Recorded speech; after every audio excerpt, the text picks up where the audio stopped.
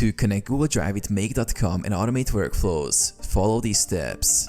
Add Google Drive module in Make. Log into your Make.com account. Create a new scenario or open an existing one.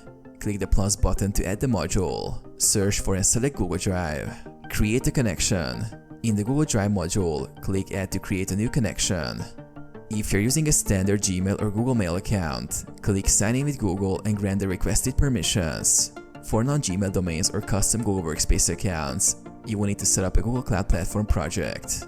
Go to the Google Cloud Console, create a new project, enable the Google Drive API, configure the OAuth consent screen, set the user type to external, add authorized domains, Make.com and Integromat.com, add required scopes, create OAuth 2.0 credentials, set the application type to web application, add the following redirect URLs, save and know the client ID and client secret. In Make.com, when creating the connection, switch on Show Advanced Settings and enter the client ID and client secret. Authenticate and grant permissions. Configure your scenario. Select the desired trigger or action in the Google Drive module. Connect additional modules as needed to build your workflow. Save and run your scenario.